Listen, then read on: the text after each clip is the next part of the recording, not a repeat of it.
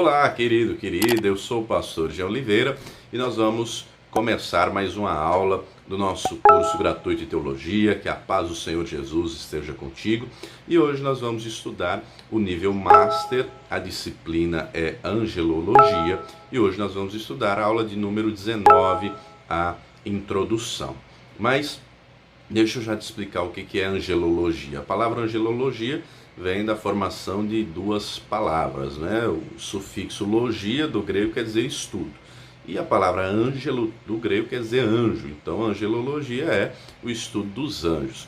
Com o decorrer dos séculos, né, a partir dos chamados pais da igreja, esses pais da igreja são os teólogos do primeiro século, após a morte dos apóstolos, né, surgiram estudiosos que defenderam a fé, né, com a apologética, a defesa da fé, e foi se desenvolvendo a necessidade de sistematizar as doutrinas bíblicas. E aí surgiu a chamada teologia sistemática, que visava sistematizar as doutrinas bíblicas. Eu gosto muito da definição de um teólogo chamado Weiningruden.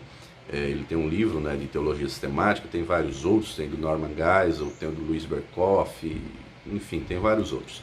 Mas o Weiningruden diz assim: doutrina bíblica é tudo aquilo que a Bíblia como um todo, de Gênesis a Apocalipse, fala a respeito de um assunto.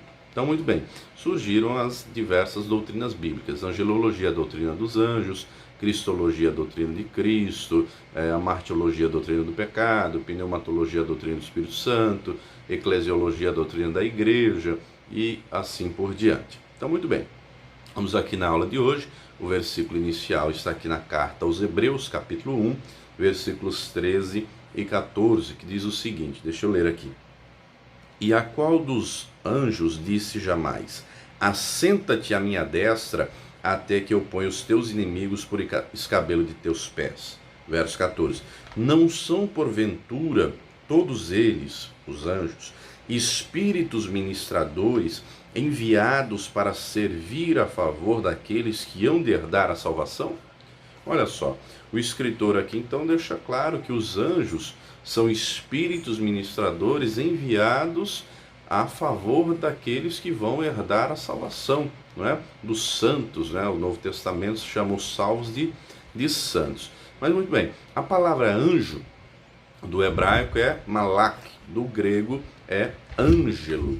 Muito bem, o Antigo Testamento, minha gente, faz mais de 100 menções, para ser preciso, cerca de 108 menções a anjos. Já o Novo Testamento faz cerca de 165 menções a anjos. Então, os anjos são seres espirituais. Foram criados por Deus. Na carta aos Colossenses, no capítulo 1, no versículo 16, está escrito o seguinte, deixa eu ler aqui.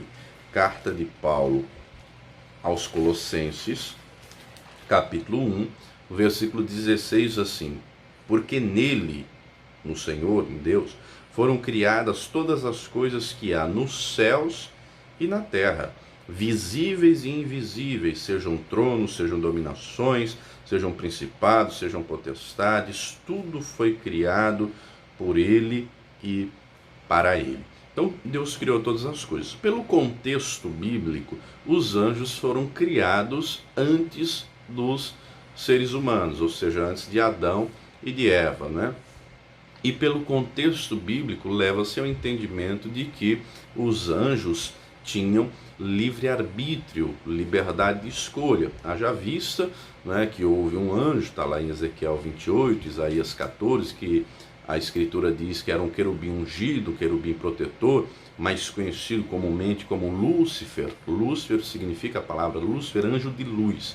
Esse anjo, né, ele era o mais sábio, mais formoso, e o texto diz lá, Ezequiel 28, 17, que elevou-se o coração dele justamente por causa da sabedoria, da formosura. Isaías 14 diz que ele queria ser igual a Deus, se assentar no trono de Deus, ser semelhante ao Altíssimo. Ele se corrompeu, juntou um terço dos anjos de Deus e conseguiu convencer os anjos de Deus que, na realidade, quem deveria ser o líder supremo era ele, Lúcifer, né? Que vai se tornar depois Satanás, diabo. Os nomes Satanás, diabo quer dizer inimigo, adversário de Deus. Então, e nosso também, né? Depois da criação de Adão, da humanidade. Então ele consegue convencer um terço dos anjos de Deus. Olha a sabedoria, os anjos foram criados lá no céu e estavam na presença de Deus, contemplando, não é, a glória do Senhor, contemplando o poder, o esplendor do Todo-Poderoso. E certamente, né, Satanás usou, a Bíblia não diz com todas as letras, mas eu não tenho dúvida que a palavra diz sim que ele tinha sabedoria, era o mais sábio de todos os anjos. Então ele usou essa sabedoria de maneira contrária à vontade de Deus. Ele usou essa sabedoria para se rebelar contra Deus e convenceu um terço dos anjos de Deus. Certamente, eu acredito que você já ouviu, ou viu ou participou de uma campanha política. Não tenho nada contra políticos, né? Mas é só um exemplo. Por quê? Geralmente na campanha política, muitos políticos prometem que vão fazer isso, isso, isso e aquilo outro, e geralmente o discurso é muito parecido, pelo menos a maioria, não todos os casos, claro, tem muitos políticos honestos, mas tem muitos que infelizmente seguem a seguinte linha de discurso: atacam o anterior e dizem que no governo dele será melhor. Vou lhe dar um exemplo. Imagine que um político concorre a prefeito, a governador, a presidente, com o seguinte discurso, preste atenção. Porque na nossa cidade, aí pode ser estado, país, né? A segurança está uma tragédia, é bandido matando gente, o tráfico de droga, roubando e tal e tal. Se eu for eleito, eu vou investir na polícia, eu vou destinar verba para a polícia, aumentar o salário, bandido vai ser preso, a droga vai diminuir, você vai ter segurança para ir para sua casa. Hoje o cidadão tem medo de ir para casa. Não, no meu governo você vai ter segurança, você vai ter proteção. Olha só, esse governo aí não dedica nada à educação. A educação está uma tragédia, teu filho não tem merenda na escola, não está aprendendo nada, os professores não têm remuneração, mas no meu governo vai ser diferente. No meu governo eu vou aumentar o salário dos professores, no meu governo eu vou investir na merenda, no aprendizado dos alunos, teu filho vai aprender, vai ter escola, faculdade, vaga na creche. No meu governo o negócio vai ser diferente. Percebeu aí o discurso? Isso foi só um exemplo, tá, minha gente? Só um exemplo para ilustrar como provavelmente Satanás fez, tá?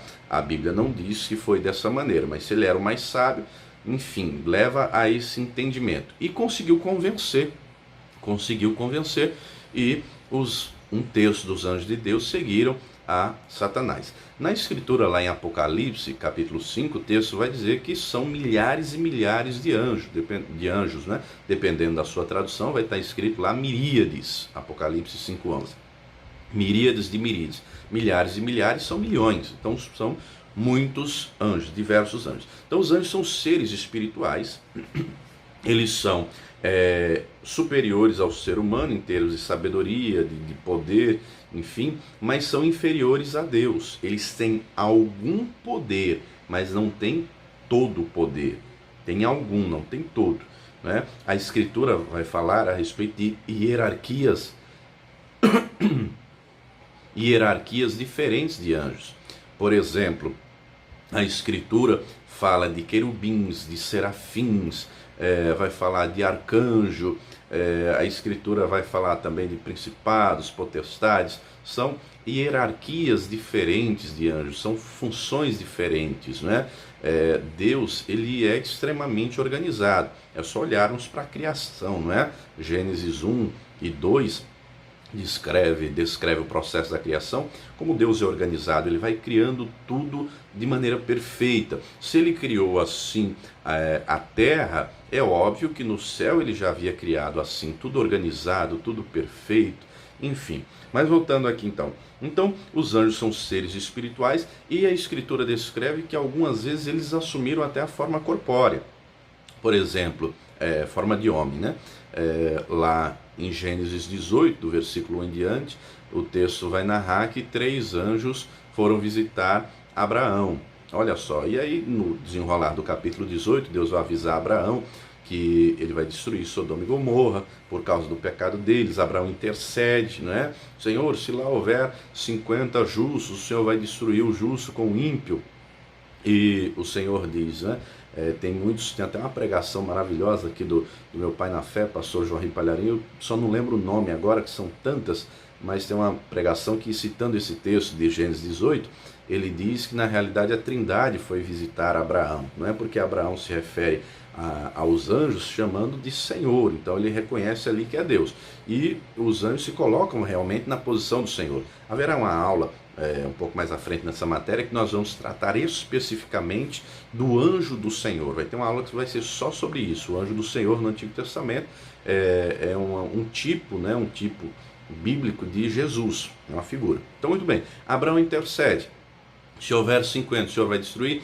Aí o Senhor diz, se houver 50, eu não destruo. Se houver 45, 40, e Abraão vai descendo a conta, porque ele vê que lá em Sodoma não tem essa quantidade de justos. Por fim, 2 anjos, no capítulo 19 de Gênesis, começa assim, 2 anjos vão a Sodoma, né? E Ló os chama, e esses 2 anjos são os que vão tirar Ló, e vão mandar Ló e sua família saírem de Sodoma, porque eles vão destruir Sodoma. E aí é só você ler o contexto, né? O Ló sai, ele e as 2 filhas e a esposa olha para trás, vira uma estátua de sal. Jesus até faz uma advertência, né? Para nós termos cuidado para não sermos como a mulher de Ló. Está lá em Lucas 17:32. Ela olhou para trás e virou uma estátua de sal, porque o coração dela estava lá, ela amava Sodoma. E tudo isso é uma figura, é um tipo bíblico, né? A Sodoma representa o nosso mundo hoje. Então, nós não podemos amar o mundo nem o que no mundo há. Está lá em Tiago 4, né? 1 de João, capítulo 2, versículo 15 em diante. O sistema mundano, aquilo que é praticado, as coisas deste mundo. Em Mateus 6, versículo 24, o Senhor Jesus deixa muito claro que nós não podemos servir a 2 senhores, porque nós ou vamos amar um e odiar o outro, ou se dedicar a um e desprezar o outro. Muita gente associa esse versículo, né? Porque termina falando de mamon, muita gente só associa a dinheiro, mas Jesus está falando de dedicação, de empenho. Se eu amar o dinheiro, eu vou me dedicar em ganhar dinheiro. E a Escritura proíbe a questão do amor ao dinheiro. O dinheiro é necessário, né? Todo mundo precisa de dinheiro para comprar, para pagar, enfim, é necessário, mas não devemos amar. Primeira de Paulo a Timóteo 6,10, o texto deixa claro que o amor ao dinheiro é a raiz de todos os males. Mas Jesus está ensinando no Sermão do Monte, se eu amo a Deus, em seguida ele vai falar de colocar o reino de Deus em primeiro lugar, né? Mateus 6,33. Se eu amo a Deus, eu me dedico a Deus, eu me dedico na oração, eu me dedico no estudo da palavra, eu me dedico em louvar, eu me dedico em se envolver com as coisas de Deus. É nesse sentido que Jesus está falando. Se eu amo a Deus, eu vou me dedicar a Deus. Agora, se eu amo o dinheiro, eu vou me dedicar ao dinheiro. Se eu amo o mundo, eu vou me dedicar ao mundo. Eu vou me dedicar àquilo que eu amo. Então nós temos que amar ao Senhor. E Deus já nos ama, e o amor de Deus para conosco, amados, é incondicional. Ele não muda, é imutável, né? Está escrito, Romanos 5,8, que Deus prova o seu amor para conosco, em que Cristo morreu por nós, sendo nós ainda pecadores. João 3,16, que é o texto áureo, né? Que muitos teólogos afirmam ser o versículo que resume a Escritura inteira. Está escrito assim, porque Deus amou o mundo de tal maneira que deu o seu único Filho para que todos aqueles que nele crêem não pereçam, mas tenham a vida eterna. Deus espera de nós uma contrapartida. Hebreus 6, no verso 9, o texto diz, mas de vós, ó amados, esperamos coisas melhores, coisas que acompanham a salvação. Então, Deus espera a contrapartida da nossa parte. Ele nos ama, esse amor é incondicional. Não há nada que façamos para que Ele nos ame mais ou nos ame menos. Agora, nós temos que demonstrar de maneira recíproca, não é, que nós verdadeiramente o amamos. E quando é que nós provamos a Deus que o amamos? Quando nós vivemos a palavra. João 14:23, o Senhor Jesus deixou muito claro. Deixa eu ler aqui para não ficar nas minhas palavras, é um texto maravilhoso. O Senhor Jesus vai deixar muito claro. João 14:23, Jesus respondeu e disse, se alguém me ama, guardará a minha palavra, e meu Pai o amará, e viremos para ele e faremos nele morada. Nós provamos que amamos a Deus, amados, quando nós praticamos a palavra. O guardar aqui não é pegar a Bíblia e colocar num estante, num rack, é colocar no coração, em prática, como Esdras, né? Diz lá Esdras 7:10, que Esdras preparou o seu coração para buscar ao Senhor, para o conhecer, para praticar a sua lei, a sua palavra e assim ensinar os outros. Então ele preparou o coração, ele buscou a Deus, ele conheceu, ele praticou, ele ensinou os outros, né, os estatutos, as leis do Senhor. Tem até uma mensagem maravilhosa aqui do meu pai na fé, pastor João Henrique Palharini, se você pudesse, eu lembro o nome, Os Direitos do Homem de Deus. Que mensagem maravilhosa, é justamente sobre esse texto de Esdras 7, verso 10. Né? A palavra nos impõe deveres, por exemplo, nós temos que ser fiéis a Deus, nós temos que viver em santidade, nós temos que orar sempre sem cessar, temos o dever de orar sempre, nunca desfalecer, como Jesus disse em Lucas 18, nós temos que ser fiéis, nós temos que praticar a palavra, ser praticantes, não só ouvintes, enfim, quando nós cumprimos os nossos deveres, nós temos direitos, prerrogativas, bênçãos, né? Muita gente hoje só corre atrás de bênção. Querido, nós temos que praticar a palavra. Bênção é uma consequência. Não é errado, não estou dizendo que é errado você orar pedindo uma cura, uma libertação, enfim. Mas Deuteronômio 18, Deuteronômio 28, o texto deixa claro que se nós ouvirmos e obedecermos a palavra do Senhor, Deuteronômio 28, do 1 ao 14, as bênçãos virão e nos alcançarão. E não é só uma bênção não, querido, é um pacote completo de bênção. É bênção pessoal, familiar, financeira, é completa. A bênção do Senhor, como diz Provérbios 10, 22, que enriquece não acrescenta dores, enriquece em todos os sentidos. Né? Você vai ter felicidade, paz, alegria, família abençoada, negócios prósperos, obra das mãos abençoada, é um pacote de bênção, saúde, é um pacote de bênção completa, mas está condicionada a nossa obediência, a nossa prática da palavra. Mas muito bem, voltando aqui então na Escritura. Aqui em Hebreus capítulo 1, versículos 13 e 14, o texto deixa claro que neste tempo os anjos não têm mais livre-arbítrio, não tem mais, são espíritos ministradores enviados para servir a favor daqueles que hão de herdar a salvação. No contexto bíblico, os anjos não têm mais liberdade de fazer o que querem, eles são mensageiros de Deus, eles têm atividades particulares, peculiares. A gente vê, por exemplo, Miguel, que é apresentado como arcanjo, como guerreiro que guarda o povo de Deus, que batalha as batalhas do Senhor, como dizem alguns, é o general do exército celestial. Na Escritura, a Escritura vai falar muito a respeito de anjos, Por exemplo, os anjos anunciam diversas coisas, dentre elas anunciaram o nascimento de Jesus, o anjo Gabriel anunciou para Maria, depois falou com José, depois quando Jesus nasceu, está lá no texto de Lucas, os pastores testemunharam os anjos louvando e glorificando a Deus. Enfim, os anjos trazem mensagem, lá em Daniel, Deus vai enviar o anjo Gabriel para falar com Daniel, e em diversos outros momentos, Deus envia anjos também para falar e trazer mensagens específicas. Também é importante compreender que na Bíblia só é mencionado o nome de dois anjos, que é o de Gabriel e o de Miguel. No livro apócrifo de Tobias, que tem na Bíblia Católica e não na nossa, se você não assistiu ainda a aula sobre os livros apócrifos, foi uma matéria anterior, tem uma aula específica sobre o Tobias. No livro de Tobias há menção sobre um arcanjo chamado Rafael. Tem também um outro livro que nem sequer a Igreja Católica aceita como canônico, mas é um livro muito conhecido até aqui na internet, Tem muita coisa a respeito do chamado livro de Enoque. E nesse livro é mencionado o nome de diversos anjos, não é só o Gabriel, o Miguel e o Rafael, vários outros nomes. E é importante entender, amados, os anjos são seres espirituais, então são assexuados, ou seja, não tem sexo, embora haja menção de nomes masculinos, eles não têm sexo, porque o anjo não casa, nem se dá em casamento. Lá em Mateus 22, certa feita, o Senhor Jesus foi inquirido, questionado pelos saduceus. E há uma diferença de crença entre os saduceus e os fariseus. Todos são judeus, mas os fariseus acreditavam em anjo, em ressurreição e vida após a morte. Por sua vez, os saduceus não acreditavam em anjo, em ressurreição, nem muito menos em vida após a morte. Muito bem, os saduceus viram que Jesus tinha feito calar os fariseus, né, deixado eles sem resposta. Os saduceus foram inquirir Jesus e disseram assim: Senhor, responda uma seguinte questão. Havia um homem que tinha uma esposa e a esposa ficou viúva, o homem morreu e não deixou filhos. A lei diz que o irmão dele tem que casar com ela e gerar filho para ele. Mas muito bem, a viúva casou-se com o irmão morreu e não deixou filhos. Casou com o terceiro, morreu e não deixou filhos. Casou com o quarto e não deixou filhos. Era uma viúva negra.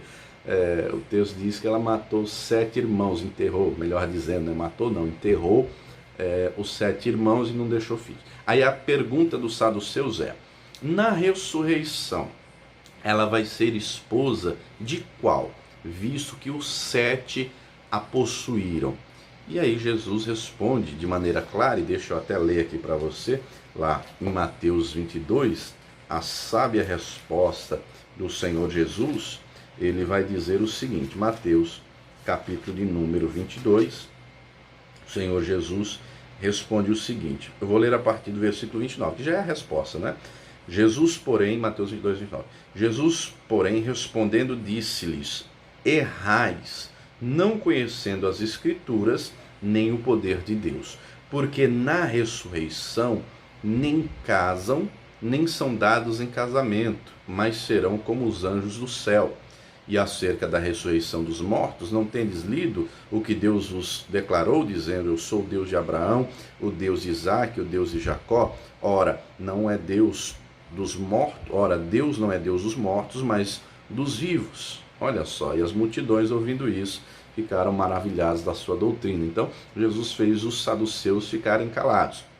Mas ele deixa claro que na vida eterna, não é, na ressurreição, nós seremos como os anjos, ou seja, seres espirituais. Os anjos são seres espirituais. Eles têm algum poder, mas não têm todo o poder, tá bom? Então, aqui na apostila, nós temos aqui o que algumas religiões falam a respeito dos anjos. Tem até uma menção aqui, uma citação na apostila dizendo, não é, que diz, segundo alguns historiadores, que a doutrina judaica a respeito de anjos surgiu dos persas, mas isso não tem historicidade nenhuma, né, porque a Bíblia, lá em Gênesis, que vai falar a primeira menção de anjo, é anterior aos persas, né? Os persas surgiram séculos depois de Abraão. A Bíblia já fala a respeito de anjo, né? Mas voltando aqui, na apostila aqui, fala a respeito da Igreja Católica. O que a Igreja Católica fala a respeito dos anjos? No ano 1100 depois de Cristo, a Igreja Católica introduziu o culto aos anjos, o que biblicamente é vedado, é proibido, né? Anjo de Deus, amados, não aceita adoração. Anjo de Deus não aceita. Em Apocalipse 19, versículo 10, deixa eu ler aqui esse texto bíblico.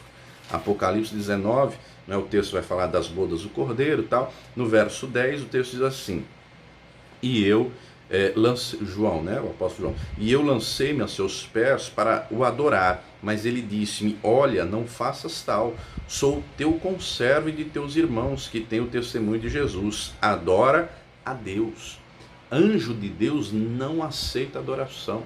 Anjo de Deus diz: adore só a Deus, e se levante, se coloque de pé, adore a Deus, anjo de Deus. Agora, demônio, né, Satanás, ele quer adoração. Se você ler o texto lá de Mateus capítulo 4, na tentação, na tentação de Jesus, né, é uma das tentações que o diabo faz. Tudo te darei se prostrado me adorares. E o Senhor Jesus vai dizer de maneira clara: vai de Satanás, porque está escrito: só o Senhor teu Deus adorarás, só ele prestarás culto.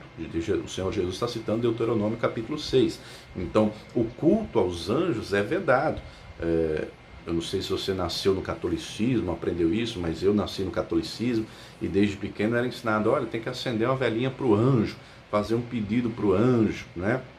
Eu cresci aprendendo isso, cresci ouvindo isso e fazendo até algumas vezes, mas glória a Deus que a luz do Evangelho resplandeceu nas trevas do meu entendimento. O culto aos anjos, biblicamente, é vedado, né? É vedado, não é permitido fazer culto aos anjos. Continuando aqui, o Espiritismo diz que os anjos são almas evoluídas que chegaram ao grau de perfeição. O espiritismo kardecista então diz que os anjos na realidade são almas, eram homens que evoluíram, reencarnaram diversas vezes, cumpriram o karma, né? Pagaram os pecados, fizeram caridade, e aí evoluíram e se tornaram somente espíritos no grau de perfeição. É isso que diz o Allan Kardec. Só que a Bíblia não fala nada disso, amados, porque, primeiro, na Bíblia não existe reencarnação, a Bíblia fala de ressurreição. O que é reencarnar? É uma pessoa que a sua alma sai da carne, né, o seu espírito, a alma e o espírito, e volta num outro corpo. E aí, quando morre aquele corpo, volta no outro corpo. Isso é reencarnar, trocar de carne. A Bíblia não fala de reencarnação, a Bíblia fala de ressurreição, voltar para o mesmo corpo. No Antigo Testamento fala de ressurreição. Por exemplo, no tempo do profeta Elias, o filho da viúva de Sarepta morreu e Elias orou, o menino ressuscitou. No tempo do profeta Eliseu também, o texto vai dizer que o filho da Sulamita, lá segundo Reis 8, morreu, Eliseu orou e o menino ressuscitou. No tempo do Senhor Jesus, né, Lázaro ressuscitou com o mesmo corpo. O filho da viúva de Naim estava no caixão, no funeral, foi ressuscitado. A filha de Jairo também foi ressuscitada, então voltou com o mesmo corpo. Então a Bíblia fala de ressurreição, fala nada de reencarnação. E é interessante, aqui em 1 Coríntios, capítulo de número 6, a igreja de Corinto sofria de graves problemas doutrinários. Leia-se doutrina bíblica, tá? Doutrina bíblica. Por quê? A igreja de Corinto era a segunda maior cidade da Grécia na época, extremamente pagã, né? Com a mitologia grega, acreditava em Zeus, Ares, Afrodite, todo aquele panteão grego, e Paulo vai lá e prega o evangelho e tal. E a igreja precisava de mais conteúdo, de organização, entendimento e tal. E tudo que havia de discussão, discórdia, eles levavam para os magistrados, para os juízes, né? Seria hoje colocar a causa na justiça, para você entender. E aí o apóstolo Paulo vai dizer o seguinte, 1 Coríntios 6, 1 em diante: ousa algum de vós, tendo algum negócio contra o outro, ir a juízo perante os injustos e não perante os santos? Não sabeis vós que os santos hão de julgar o mundo? Aqui ele está falando de maneira escatológica, né? Jesus diz lá em Apocalipse 3, no final, depois da carta de Laodiceia, que ao que vencer vai se assentar no trono junto com ele, como ele se sentou. Ora, se o mundo deve ser julgado por vós, sois porventura indignos de julgar as coisas mínimas? Ou seja, vocês não têm sabedoria para resolver nada aí? Olha o versículo 3. Não sabeis vós que havemos de julgar os anjos? Quando Paulo diz aqui que nós vamos julgar os anjos, ele está falando, né, naquele dia do juízo final, quando Satanás e seus anjos serão lançados definitivamente no lago de fogo. Então o texto aqui, amados, coloca por terra essa doutrina espírita de que são almas evoluídas. Não são almas evoluídas, são espíritos. Espírito é indestrutível, espírito é eterno, né? Contexto bíblico é claro, de salvação em âmbito eterno com Deus, e em contrapartida também, né, quem estará sem Deus vai ser de maneira eterna, eterna, não terá fim. Tem uma doutrina aí, mas é pouco defendida, não tem tanta expressão, que é a questão do aniquilacionismo. O que é essa doutrina? De que as pessoas que serão lançadas no lago de fogo vão sofrer por determinado período de tempo, mas chegará o tempo que serão aniquiladas, destruídas de vez. No contexto bíblico, em vários versículos, Jesus vai falar mais de uma vez em parábolas, em outras citações, fala-se em fogo eterno, que nunca se apaga. Fogo eterno é eterno, não tem fim, não é? Mas voltando aqui, então esse texto coloca por terra a questão da doutrina espírita, que são almas evoluídas. Não são almas, são espíritos, foram criados já nessa condição. Não é um ser humano que evoluiu para se tornar espírito. Nós teremos um corpo glorificado, transformado, quando do arrebatamento. 1 Coríntios 15:50, o apóstolo Paulo diz que carne e sangue não herdarão o reino dos céus, mas nós seremos transformados. Aquilo que é corruptível, a carne, será revestida da incorruptibilidade. né? Nós receberemos um corpo glorificado, um corpo espiritual, para habitar no ambiente espiritual. Deus é espírito, né? João 4, 23 e 24, o Senhor Jesus deixa claro que Deus é espírito, os anjos são espíritos, e nós teremos um corpo transformado, um corpo espiritual. Continuando aqui, então falamos o que a Igreja Católica fala, o que o Espiritismo fala, os testemunhas de Jeová. Para os testemunhas de Jeová, os anjos são a família de Deus, inclusive Jesus é o primeiro anjo criado. Olha só, dizem que Jesus na realidade não é Deus, que só Jeová é Deus e Jesus é o primeiro anjo, é o primeiro que Deus criou. E o contexto bíblico não é esse, né, amados? Contexto bíblico, Jesus diz, eu e o Pai somos um, não é? Enfim, o Senhor Jesus não é um anjo. Nós lemos o texto inicial aqui de Hebreus, e você pode ler a carta aos Hebreus completa, você vai ver que há uma menção clara, uma distinção, colocando Jesus como sumo sacerdote, como acima dos anjos, enfim, como de fato Deus, como Filho de Deus, como Ele é, como a Escritura de fato apresenta. Muito bem. Para terminarmos, tem aqui o que os Mormons, a Igreja de Jesus Cristo dos Santos dos Últimos Dias, dizem a respeito dos anjos. Joseph Smith Jr., que é o fundador dessa denominação, ele diz que recebeu a visita de um anjo chamado Moroni. E esse anjo mostrou para ele as tábuas de ouro. E ele escreveu um livro chamado o Livro de Mórmon, o Outro Evangelho de Jesus Cristo. Olha o nome do livro. E na denominação deles, eles estudam mais esse livro de Mórmon do que mesmo a Escritura. Diz que a Escritura tem erros, que a Escritura bíblica não está correta, o que está correto é o livro de Mórmon. Lembrando que na palavra de Deus nós temos um alerta muito sério. Na carta aos Gálatas, no capítulo 1, no versículo de número 8, o apóstolo Paulo diz o seguinte: mas ainda que nós mesmos, ou um anjo do céu, vos anuncie outro evangelho além do que já vos tenho anunciado, seja anátema. Olha só, e isso não é novidade, está escrito em 2 Coríntios 11, 14, Satanás se transfigura em anjo de luz. Fez isso com Joseph Smith, e ele já tinha feito no ano 610, na Arábia Saudita, mais precisamente na cidade de Meca. Ele apareceu como supostamente sendo o anjo Gabriel, apareceu a um homem chamado Mohammed, Maomé, e deu a ele tábuas de ouro, dizendo: essas são as verdadeiras palavras de Deus, e escreveu, e deu a ele, Maomé escreveu o Alcorão, dentre outras coisas, né? O Alcorão fala da jihad, da guerra santa. O Alcorão diz que morrer por Alá é uma honra, quem morre por Alá vai para o céu, para o paraíso, com 7 mulheres virgens, né? Fala de violência. A Bíblia, mas não impõe violência no sentido de conversão. Zacarias 4,6, o texto diz: não é por força nem por violência, é pelo agir do Espírito Santo. Deus, ele nos dá liberdade de escolher servi-lo, estar com ele ou não. A escolha é nossa. Mas fica o alerta, aqui o alerta bíblico, né? Nós temos que nos debruçar sobre a Escritura, sobre a palavra de Deus. Um suposto anjo apareceu a Maomé, apareceu a Joseph Smith, e para você ter ideia, os muçulmanos são hoje mais de 1 bilhão no mundo. É muita gente que acredita nisso, é muita gente matando por isso, né? Pelo Islã, enfim. Nós temos que ter o conhecimento bíblico correto, adequado, tá bom?